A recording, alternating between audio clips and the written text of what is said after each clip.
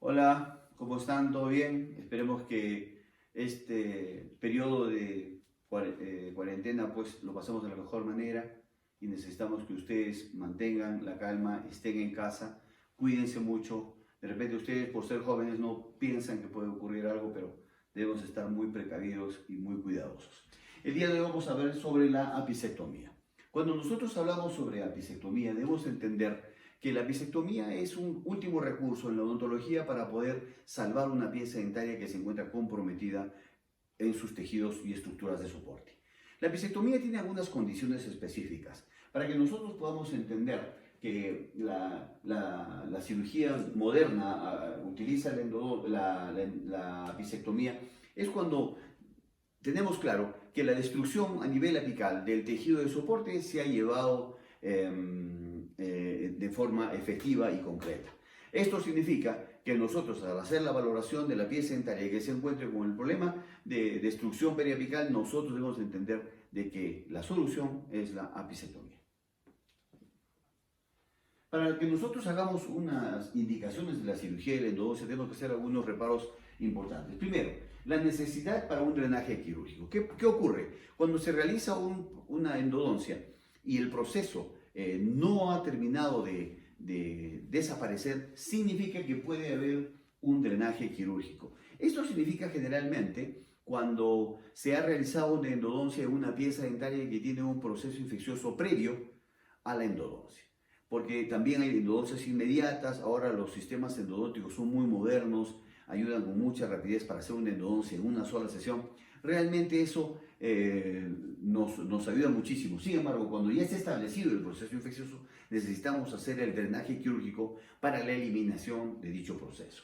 Luego tenemos los tratamientos quirúrgicos que fracasaron, que no es posible realizar. Por ejemplo, el material de obturación imposible de retirar. Si tenemos un perno dentro del conducto radicular, vamos a poner en peligro la estabilidad de la pieza dentaria si queremos retirar el perno. Sin embargo, nosotros ponemos como recurso, sin retirar el perno, sin retirar la corona, sin retirar la reconstrucción de la pieza dentaria, pues vamos a tener la posibilidad de hacer la endodoncia. Como por ejemplo tenemos sus postes que imposibilitan el retiro de este proceso restaurativo. Como tercer punto tenemos las metamorfosis cálcicas del espacio pulpar. Nosotros sabemos cuando una pieza dentaria es avejentada por la cantidad de procesos que ha tenido, existe una obliteración de los conductos. Esta obliteración de los conductos es fisiológico, pero cuando existen procesos cariosos, esto se acelera. Significa que la luz del conducto radicular disminuye. Entonces, encontraríamos que es una metamorfosis cálcica que va disminuyendo la luz de la pulpa dentaria. Cuando hablamos de errores de procedimiento, existen.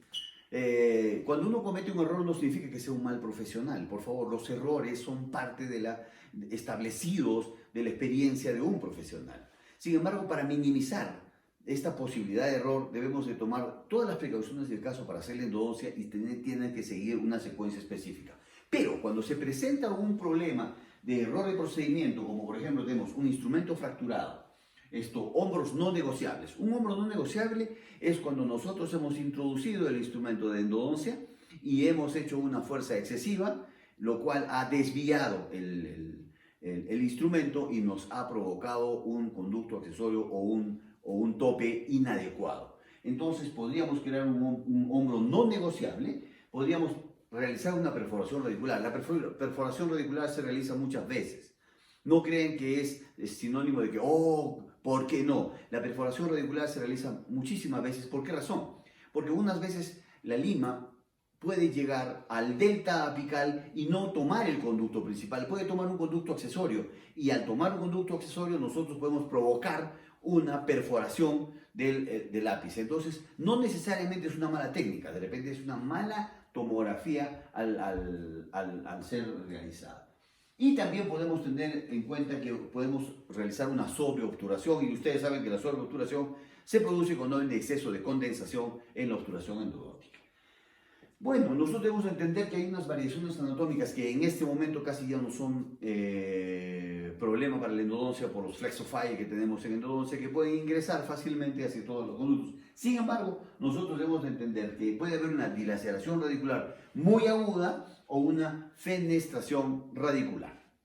Y por último, nosotros debemos entender que para las indicaciones de una endodoncia tendríamos que hacer una biopsia en el caso de que nosotros en la toma radiográfica podamos observar una zona radiolúcida que se encuentre más allá de un centímetro, podríamos sospechar de que ya no es una patología de un proceso periapical, sino podría ser otro tipo de tumoración. Entonces, debemos de entender las características que tienen las radiografías cuando hacemos la decisión de tomar una biopsia. La siguiente, por favor. También podríamos tomar en cuenta como cirugía correctiva, ¿no? Podríamos encontrar que son defectos de resorción radicular cuando encontramos una pieza dentaria que se encuentre retenida y se encuentre haciendo presión sobre el conducto o sobre la raíz de la pieza dentaria que se encuentra endodonciada. Entonces nosotros tenemos que corregir esta cirugía a nivel periapical.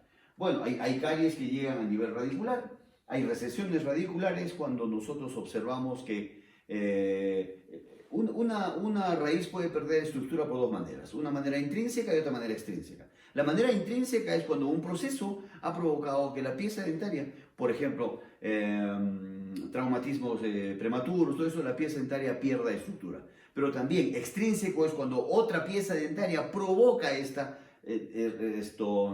pérdida de estructura, entonces podemos encontrar que se provoca una recesión radicular.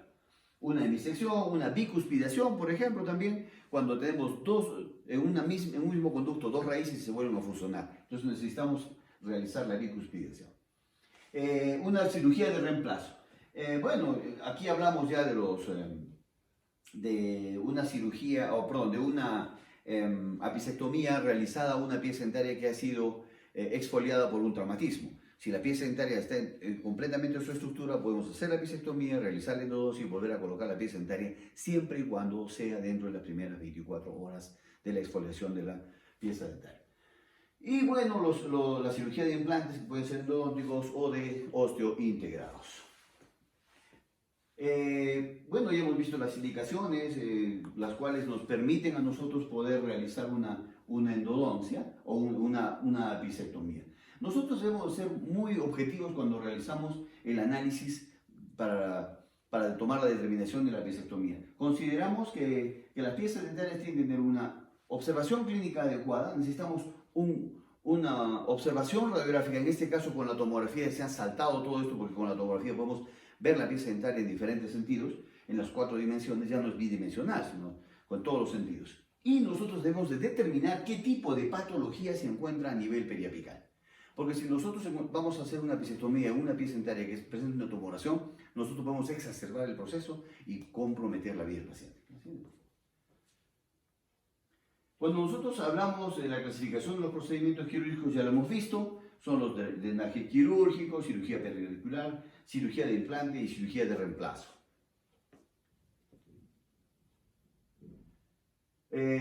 Cuando hablamos de una cirugía perioradicular, nosotros debemos entender de que para hacer el proceso de una cirugía perioradicular vamos a hacer primero en el enjuague bucal preoperatorio. Nosotros debemos entender que para hacer esto, fundamental la historia clínica. Y con la historia clínica nosotros vamos a determinar cuáles son los problemas que tiene nuestro paciente. Estamos hablando de coagulación, estamos hablando de si tiene una alergia, si toma algún medicamento. Eso nos va a establecer a nosotros que ya podamos determinar hacer la intervención. Sin embargo, ya en el proceso quirúrgico debemos empezar con un enjuague bucal preoperatorio porque hay que disminuir la contaminación de bacterias de los tejidos que reduce la inoculación nosotros cuando realicemos la comunicación con el medio interno al provocar la herida para hacer la intervención. Bueno, emplear, por ejemplo, gluconato de clorexina, que es lo que normalmente utilizamos, disminuir las bacterias en un 80 al 90% y iniciar los enjuagues de la cavidad oral, si es posible, el día anterior, una hora antes de la intervención, durante la intervención. Es una secuencia que mejor nos va a servir. Dentro de los conceptos propios de la intervención periápice vamos a encontrar que tenemos que hacer una anestesia y una hemostasis. Cuando nosotros hablamos de anestesia, significa que tenemos que hacer la prueba.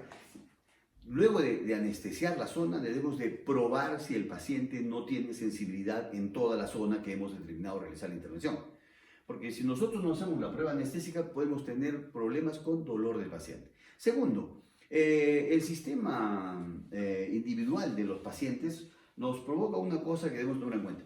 ¿Cuánto tiempo necesitamos de trabajo? El tiempo de trabajo está establecido por la cantidad de anestesia y también por el metabolismo que tiene el paciente. Si nosotros tenemos un paciente que es deportista y vamos a ponerle anestesia, pues su metabolismo es más rápido y el tiempo de trabajo va a ser menor. Por eso es que la historia clínica va a establecer cuánto de anestesia y qué tipo de anestesia vamos a utilizar. Si el paciente necesita con epinefrina, con vasoconstrictor, qué porcentaje el vasoconstrictor, el 2%, el 4%. Si nosotros establecemos eso, vamos a tener un tiempo de trabajo adecuado y la anestesia va a ser garantizada durante todo el proceso de la anestesia.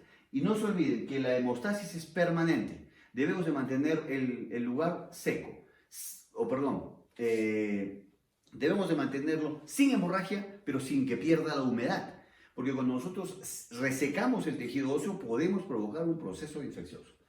Bueno, el manejo de los tejidos suaves significa cuando realizamos las incisiones, el manejo de los tejidos duros, que es la exéresis del tejido óseo, el acceso quirúrgico visual. Siempre tenemos que tener contacto con el ápice que estamos nosotros realizando. No podemos hacerlo sin contacto visual. Toda la secuencia que ustedes pueden observar es lo que nosotros vamos a mantener para que tengamos un éxito en nuestra intervención. La siguiente, por favor. El instrumental, es preferible que el instrumental esté sobrando o que esté faltando. Entonces, debemos de contar con todo el instrumental antes de la intervención. No, solamente voy a utilizar una alegra, no. Tienes que tenerlo a las 4, tienes que tener todo. ¿Por qué razón? Porque puede cambiar en la historia de la quirúrgica. Entonces, necesitamos de que todo el instrumental esté listo y preparado para poder ser utilizado. Así es, por favor. Necesitamos mantener, como les dije, lo más seco posible.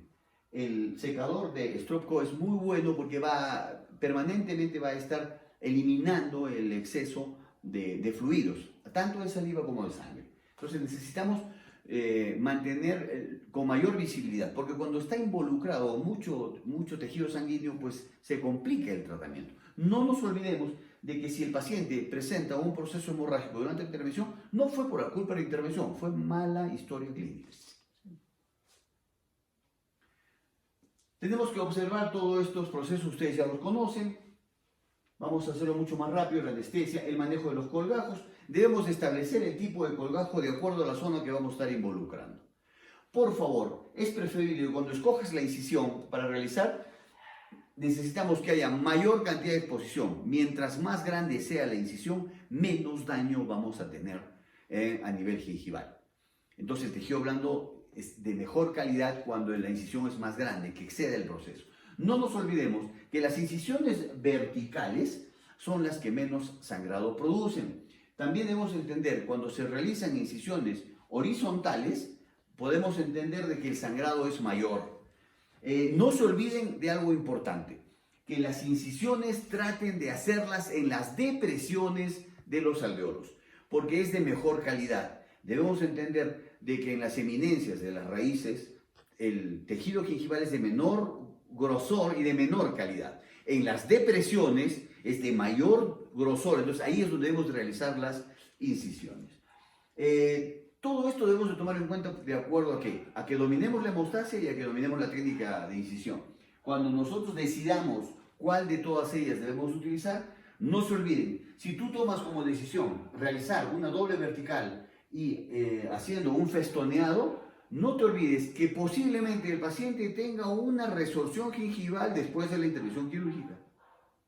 Sin embargo, cuando se hace festoneado y la incisión es por encima del reborde gingival, vamos a entender de que se va a mantener la estructura, no va a haber una retracción gingival, pero sí va a haber un sangrado más profuso. Tú tienes que decidir entre cuál debemos utilizar. O si hacemos el festoneado a nivel gingival o encima del festón para que sea una incisión prácticamente horizontal, pero que tiene mayor sangrado. Entonces, de acuerdo a la técnica que tú puedes escoger, puedes decidir. Las dos son buenas, hay que manejarlas bien.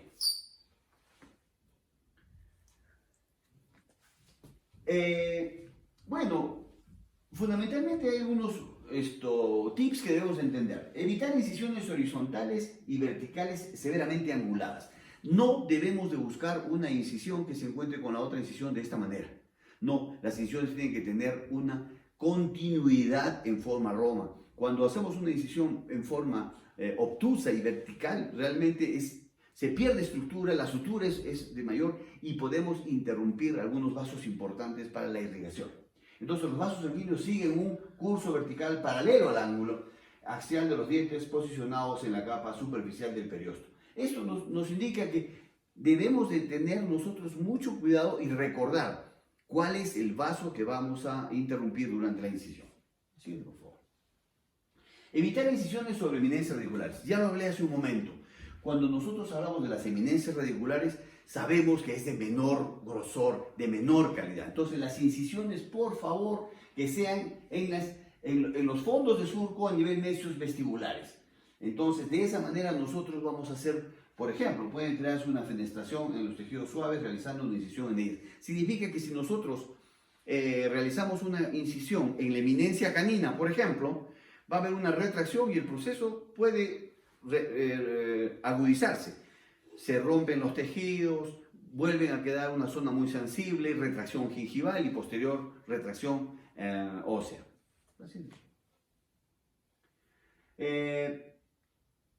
Nosotros debemos de empezar de tener en cuenta que toda incisión tiene que ser sobre tejido óseo, sano.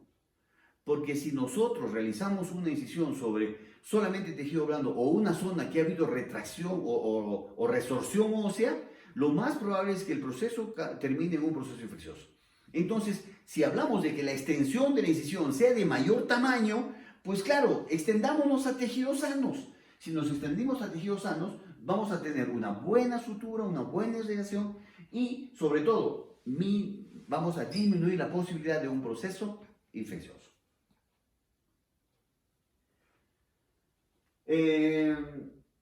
Bueno, obviamente nosotros debemos de tener en cuenta las incisiones sobre las cuestiones musculares. Estamos hablando de que una incisión no puede pasar el fondo de surco, jamás. Una incisión no puede pasar el fondo de surco si es que no es una incisión maxilofacial con desprendimiento del periósteo. Entonces nosotros solamente debemos de tomar en cuenta las incisiones hasta el fondo del surco para no dañar ninguna porción muscular que pueda provocar alguna parestesia o falta de movilidad en el paciente. Entonces nosotros debemos de entender de que podemos injuriar una poneurosis muscular, pero no cortar el músculo. Debemos tener muchísimo cuidado con eso, repasando las incisiones del orbicular, por ejemplo. Sí. Bueno, nosotros debemos entender de que el retractor de tejido debe descansar siempre sobre tejido óseo. Cuando hablamos de retractor de tejido, significa que la cureta tiene que estar sobre el hueso traccionando el tejido blando, no traccionando solamente el tejido blando. Cuando traccionamos completamente de esta manera, nosotros garantizamos que el tejido blando no regrese a la intervención cuando nosotros estemos trabajando. No lo vamos a lastimar, no lo vamos a hacer compresión, no le vamos a causar ningún daño al tejido. No te olvides que la calidad del tejido blando después de la incisión tiene que ser de primera para que pueda tener un éxito completo. Así. Hablamos de la extensión de la incisión horizontal para determinar el acceso visual. Nosotros debemos entender que si no tenemos acceso, no podemos hacer una buena intervención. Entonces, por favor, es preferible que te excedas un poco al hacer la incisión y luego el desprendimiento del colgajo, que estar traccionando y que el colgajo regrese a la intervención y con la alta velocidad, pues lo destrocemos. Debemos tener mucho cuidado con eso. Bueno, hasta aquí vamos a ver esta parte, los tipos de colgajo lo vamos a hacer en la siguiente. Les quiero recordar lo siguiente, no te olvides que para hacer una apicectomía tiene que haber una razón específica. La apicectomía no va a ser simplemente por una endodoncia que el paciente tenga dolor, porque nosotros sabemos que podemos rehacer la endodoncia. Si se puede rehacer la endodoncia, pues primera opción, rehacer la endodoncia y si el dolor continúa, ya hacemos la apicectomía. Nosotros debemos entender de que como último recurso debe tener las condiciones mínimas para hacer una intervención adecuada. Entonces, mucha asepsia, mucho cuidado y en la siguiente ya vamos a hablar sobre los tipos de colgajo que vamos a utilizar en las endodosis. Muchísimas gracias y cuídense.